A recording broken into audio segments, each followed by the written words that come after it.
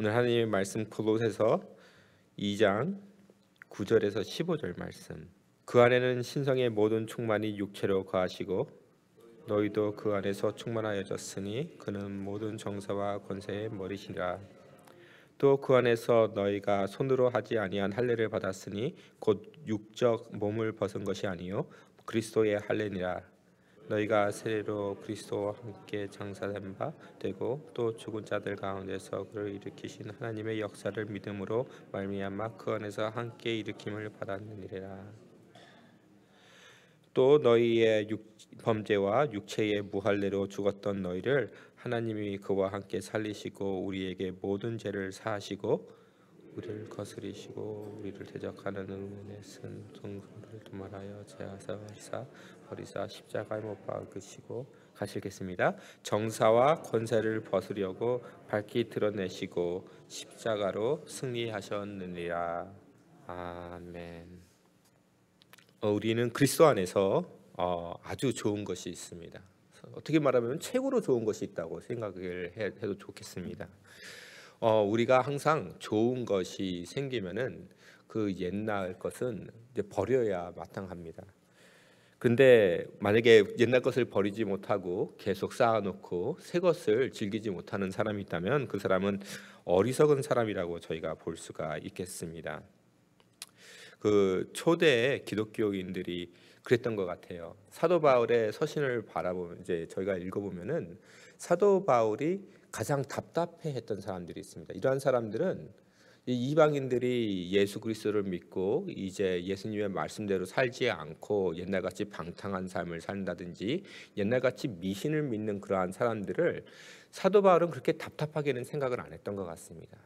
근데 사도 바울이 가장 답답하게 생각했던 사람들, 특별히 이제 사도 바울의 서신들 중에서 갈라디아서에서 자주 나오는 것이 무엇이냐 하면은 유대인들이 그리스도 정말로 하나님의 메시아, 하나님께서 인간에게 줄 수 있는 가장 큰 선물, 아름다운 선물을 이제 유대인들이 받았는데, 그것도 유대인으로 태어났는데 유대인들이 그 예수 그리스도를 귀히 여기지 아니하고 아직도 옛날 율법을 붙잡고 그 율법을 지키면서 살고 있고, 또 이방인들이 기독교인들이 되었을 때, 예수를 믿게 되었을 때에 그 이스라엘의 법을, 그 히브리인들의 법을 계속 지키게 하려고 하는 그러한 모습을 봤을 때 사도 바울은 굉장히 많이 답답해했던 것 같습니다. 그래서 갈라디아서의 경우를 보면은 다른 서신들은 항상 이제 서신이 인사로 시작하고 그 다음에 감사로 이어지는데 갈라디아서는 감사가 없어요. 그냥 이 유대인들이 너무 답답하여서 이 유대인들의 꾀에 넘어가고 율법을 지키려고 하는 그러한 이방인들에게 그냥 바로 따지고 혼을 내는 그러한 모습을 볼 수가 있습니다. 오늘 말씀도 사실 갈라디아에서 찾아볼 수 있는 그런 말씀과 비슷한 말씀을 사도 바울이 우리 골로새 교인들에게 주고 있습니다. 그것은 무엇입니까? 예수 그리스도의 이름으로 세례를 받은 사람들이 세례를 받을 때요. 우리는 이제 장로교인이기 때문에 이제 물에 이렇게 잠깐 이제 물을 뿌리지만은 그 예수님께서 세례를 받았을 때, 세례 요한이 세례를 줬을 때는 이제 요단강에서 사람의 몸을 물에 담그지 않았습니까? 물에 담그고 이제 세웠습니다. 근데 그것이 그 세례 요한이 준 그 세례는 그냥 깨끗함을 받는다라는 그러한 의미였겠죠. 근데 이제 이 예수님께서 주시는 성령의 세례, 예수님께서 주시는 그러한 물과 성령의 세례의 의미는 예수님께서 무덤에 들어가셔서 죽으시고 무덤에 묻히셔서 부활하신 것 같이 우리도 이제 물에 잠기면서 다시 일어났을 때에 그 죽음에서 부활하는 것을 상징을 얘기하고 있습니다. 새로운 새 창조를 얘기하는 것이죠. 내가 이제 예수 그리스도를 믿음으로 말미암아 새로이 창조가 되었습니다. 근데 이 세례를 받음에도 불구하고 할례를 받는 그러한 할례를 강요하는 유대인들, 그리고 이방인들이 그것에 넘어가서 할례를 받는 그러한 이방인들 봤을 때 그냥 육체의 단지 조그만 부분을 자르는 것과 온 육신이 물에 들어가서 세례를 받는 것과 비교했을 때에 그냥 단지 한 미래의 약속의 그 메시아의 약속을 하는 그러한 할례의 그 관습과 이제 예수 그리스도가 이제 모든 것을 오셔서 모든 언약을 지키신 후에 그 예수님과의 관계를 맺는 그 관계에 들어가는 그 세례의 비교를 해봤을 때 과연 어느 것이 더 아름답고 어느 것이 더 좋은 것인가? 너는 세례를 받은 그리스도의 이름으로 세례를 받고 이제 부활을 체험할 사람들인데 너희들은 왜 할례를 받느냐라는 그러한 사도 바울의 안타까움을 오늘 말씀에서 표현하고 있습니다. 근데 거기에는 우리가 유대 사람들을 좀 이해할 필요가 있습니다. 그것은 무엇입니까? 유대 사람들은 몇천 년 동안 자기 민족들의 존재성을 할례하고 같이 붙여 있었습니다. 그러니까 항상 장래들은 할례 받은 사람들이다. 할례를 받았기 때문에 하나님께서 특히 이제 선택한 사람들이다 하는 것이 그 민족의 잠재적으로 존재성이 있었다 하는 것입니다. 오랫동안 민족성이 이 할례와 함께 있었기 때문에 이 옛날의 그 관습을 버릴 수가 없었다 하는 것이죠. 그 1세기 그 헬라화되었던 그리고 로마화되었던 그런 1세기 문화를 보면은 그 1세기 문화의 가장 특징적인 것 중에 하나가 이제 공동으로 쓰는 목욕탕입니다. 근데 이 목욕탕이 뭐 종이나 주인이나 같이 가는 것이 아니라 그 계열마다, 그러니까 귀족들은 귀족이 다니는 그 목욕탕이 있었고, 그다음에 상인들이 다니는 목욕탕이 있었고, 그리고 이제 보통 평민들이 다니는 그러한 목욕탕이 있었습니다. 그러면 유대인들은 그러한 목욕탕에 갔을 때 틀림없이 드러났겠죠. 그들이 유대인이라는 것. 아니면 그것을 피했다든지. 유대인들은 항상 자기네들이 가지고 있는 그러한 긍지가 있었습니다. 다른 사람들은 그것을 보고 창피한 일이라고 할 수 있었지만은 그들은 자기들이 가지고 온 긍지가 있었습니다. 그것은 무엇입니까? 우리는 할례 받은 사람들이다 하는 것입니다. 우리가 잘 아는 그러한 다윗의 얘기가 있죠. 이것은 예수님의 시대가 아니라 그보다 한 몇천 년 더 들어가는 그러한 시대에 있지만은 다윗이 골리앗을 이제 접하기 전에 그 다른 사람들을 통하여서 지금 골리앗이 나와서 싸우고자 하는데 유대 사람들 중에 아무도 나가서 싸울 사람이 없다라는 것을 알게 되었을 때 다윗이 하는 말이 있습니다. 뭐죠? 저 할례도 받지 않은 사람이 하나님을 저렇게 무시하고 하나님의 이름을 망령되게 하는데 왜 아무도 나가서 싸우지 않느냐 하는 것이죠. 이것이 바로 이스라엘 사람들이 가지고 있는 자기들이 가지고 있는 그런 할례에 대한 긍정입니다. 성도 여러분, 저희가 오늘 21세기에 사는 2000년이 지난 오늘날 이것을 어떻게 받아야 되겠습니까? 어떻게 이 말씀의 의미를 생각해 봐야 되겠습니까? 저는 이렇게 생각해 볼 수가 있다고 생각합니다. 교회의 신앙의 표현은 항상 변하고 있습니다.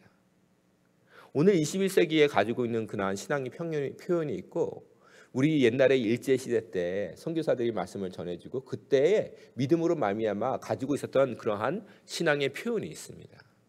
근데 오늘 21세기에 살고 있는 그러한 오늘 이때에 특별히 우리 젊은이들이 찬양을 부르고 그들이 가지고 있는 그러한 영성의 모습과 1900년대 초반에 그리고 교회가 항상 부흥했을 때라든지 그때의 그 평양의 부흥이라든지 그때에 가지고 있었던 그러한 영성의 모습이 다를 수가 있습니다.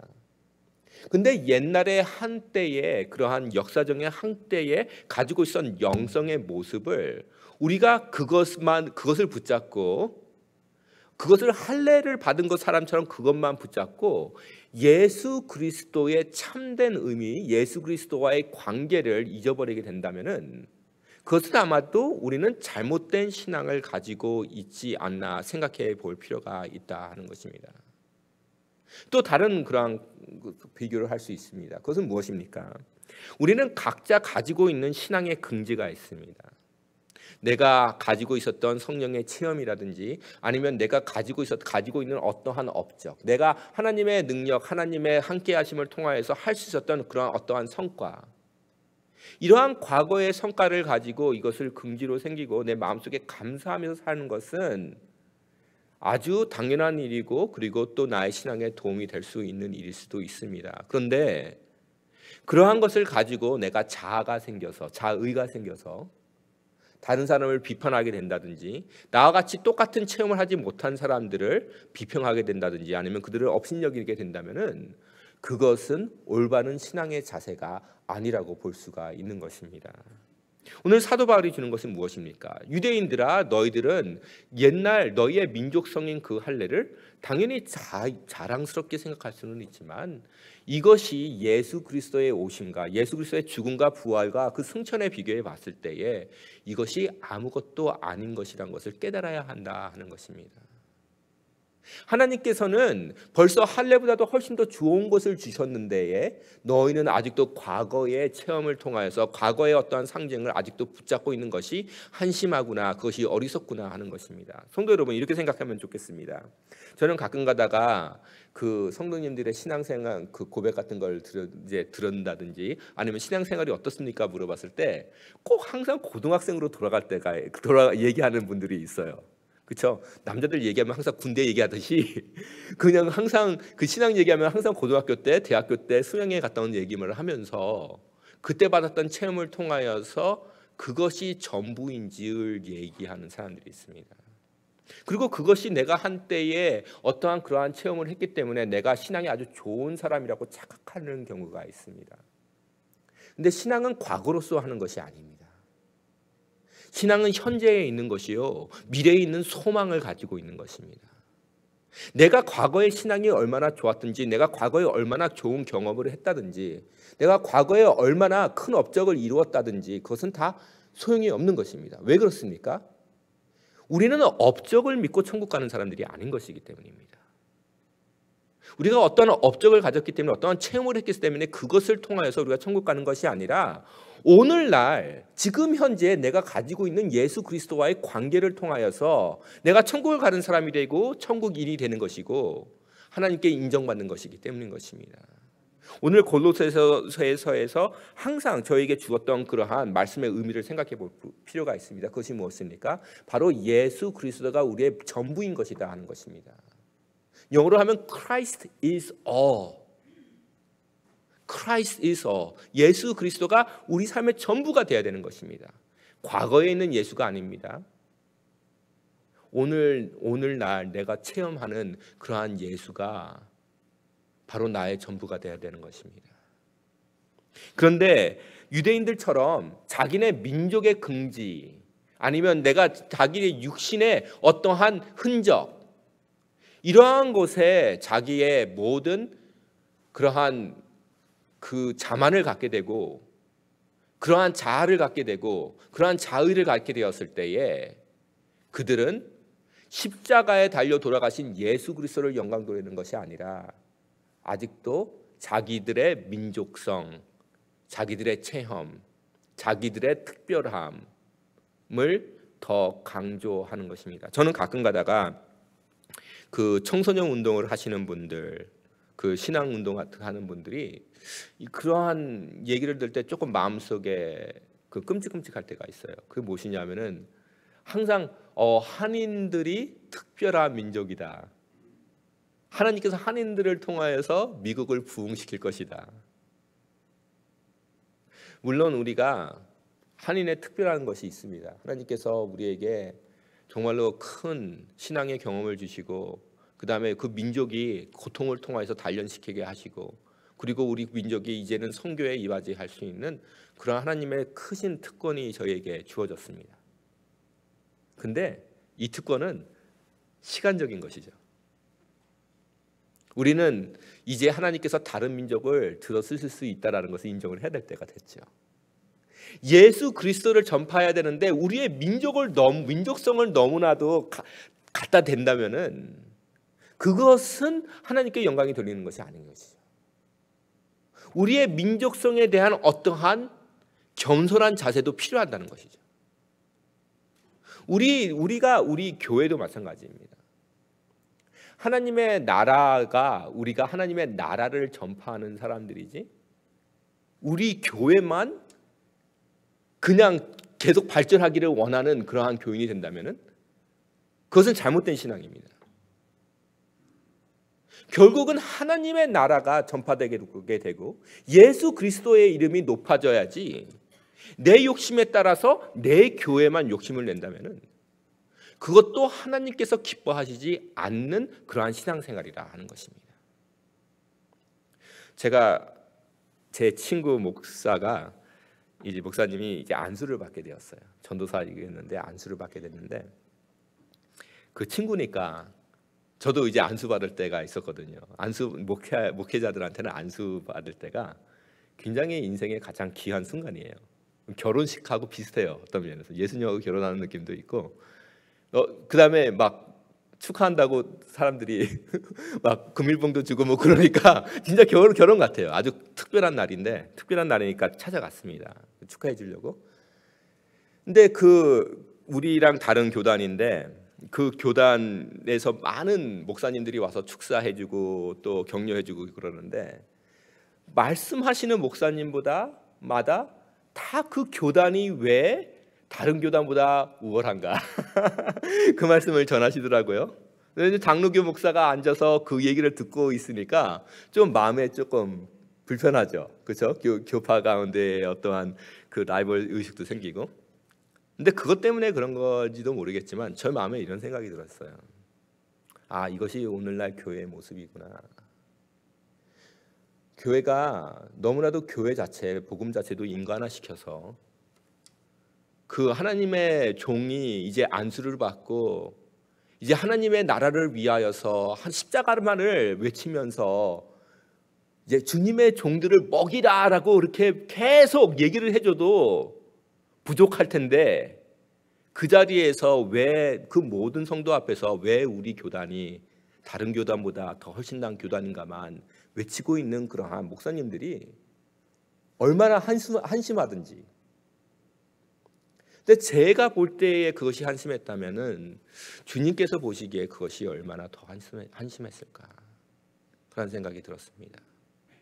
성도 여러분, 신앙생활에서는 민족에 대한 욕심을 버려야 되는 것입니다. 우리는 하나님의 백성입니다. 하나님의 백성이라는 것이 내가 지금 하얀 사람하고 대하든지 검은 사람하고 대하든지 내가 그 사람이 하나님의 백성인 것을 기뻐해야 되고 그 사람이 하나님의 백성을 만들려고 하는 데에 내 마음이 쏟아야 되는 것입니다. 내가 한인이기 때문에 한인들한테만 잘하고 한인적인 것을만 내가 전달한다면은 그것은 하나님께서 기뻐하시는 것이 아닙니다.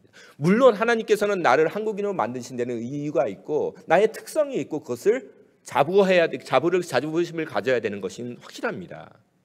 그러나 그것이 복음보다 중요한 것이 아니고 복음을 위해서는 사도 바울이 내가 히브리인 됨을 다 버릴 수 있었던 그러한 바울의 마음처럼 이 세상의 모든 것을 다 버리고 예수 그리스도만 붙잡을 수 있었던 그러한 바울의 마음처럼 우리도 그러한 올바른 신앙을 가져야 된다 하는 것입니다. 저는 마지막으로 이런 말씀을 드리고 싶습니다.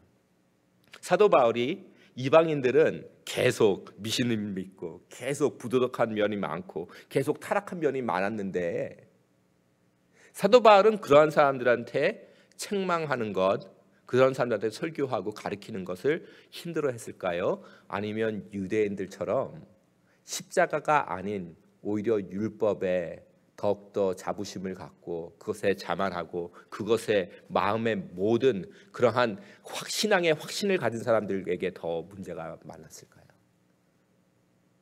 성도 여러분, 교회에서 저희가 신앙생활하면서 오히려 죄를 지으면서 내가 죄를 짓는다는 것을 아는 사람은 회개하기가 쉽습니다. 근데 회개하기 제일 어렵고 하나님께서 가장 곤란하게 생각하는 사람이 어떤 사람인지 아세요? 저 같은 목사. 그렇죠? 왜 그렇습니까? 매일 거룩한 척하고 매일 사람들 그냥 눈 그거 하면서 율법 잘 지키는 것 같이 하면서 그러한 사람들이 정말로 회개하기가 어렵다는 것이죠. 교회에서 거룩한 척하는 사람, 교회에서 아무 틈이 없고 흠이 없어 보이는 사람, 그러한 사람은 하나님께서 어떻게 보실까요?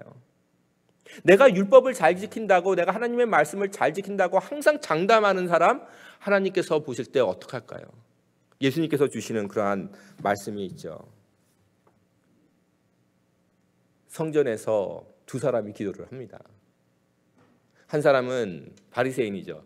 성전 앞에서 제일 앞에 가가지고 하나님, 저를 저 뒤에 있는 저 세리와 같이 만들어지지 않고 저를 이렇게 의로운 사람으로 만들어 주신 거 감사합니다. 나는 안식을 잘 지키고 11조를 꼭 내고 정말로 하나님 저를 이렇게 의롭게 살게 해주셔서 감사합니다. 근데 세리는 뒤에서 어떻게 기도하죠? 성전에 들어오지도 못하고 제일 뒤에서 가슴을 비치면서 주님, 저에게 자비를 베풀어 주시옵소서. 저는 죄인입니다. 이 두 모습을 가리키면서 예수님이 뭐라 그러시죠? 누가 더 하나님께 의로운 기도를 드리느냐 했을 때에 바로 그 세리가 오히려 하나님께 의로운 기도를 드렸다 합니다. 성도 여러분, 하나님께서 오늘 기뻐하시는 예배가 무엇이겠습니까? 오늘 이 자리에 나와서 하나님, 저는 주님의 율법을 지켰습니다. 오늘 이번 주에도 11조 했습니다. 저는 다른 사람들, 우리 교회 누구 아무개와 같이 죄를 짓는 사람이 아닙니다 하는 사람의 기도를 하나님께서 더 기뻐하실까요? 아니면 이 자리에서 하나님, 저는 죄인입니다. 저에게 자비를 베풀어 주시고 저를 용서하여 주시옵소서 하는 사람의 그 기도를 더 기쁘게 생각하실까요? 십자가를 붙드는 사람을 더욱더 기뻐하실까요? 아니면 자기의 자의를 붙잡는 사람을 더 기쁘게 생각하실까요? 우리가 믿고 있는 이 기독교라는 것이 공을 쌓는 종교가 아니라서 단지 믿고 회개하고 예수 그리스도 붙들면은 구원받는다는 그러한 종교이기 때문에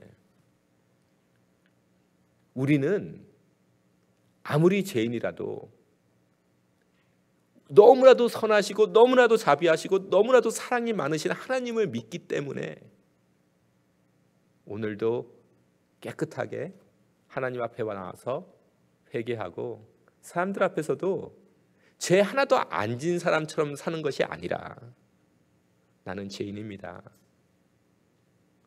나는 이번 주에도 죄를 졌고 오늘도 죄를 졌고 아마 내일도 죄를 질 것입니다. 그러나 내가 죄를 지을 때마다 하나님의 그 은혜와 자비는 더욱더 놀랐습니다 라고 증거할 수 있는 그 신앙인이 바로 하나님께 참된 영광을 돌리는 그러한 신앙이라 믿습니다. 성도 여러분, 저희 교회의 문화가 사람으로 하여금 회개할 수 있게 하는 문화가 되기를 원합니다. 자꾸만 사람들한테 정죄를 해서 나는 올바른 척하는 그러한 모습을 통하여서 계속 사람들에게 움츠리게 하고 조심하게 하고 그리고 사람들 앞에서 죄를 감추는 그러한 곳이 아니라 회개가 있는 교회가 되기 위하여서는 용서가 있어야 되고 관용이 있어야 되고 마음에 너그러움이 있어야 되고 넓음이 있어야 되겠습니다. 그래서 우리 모두가 회개할 뿐만 아니라 회개하고 싶은 사람이 찾아올 수 있는 그러한 교회, 예배가 정말로 회개하는 그러한 교회, 그러한 교회가 되었을 때에 정말로 하나님의 놀라우신 성령의 역사가 일어나리라 믿습니다.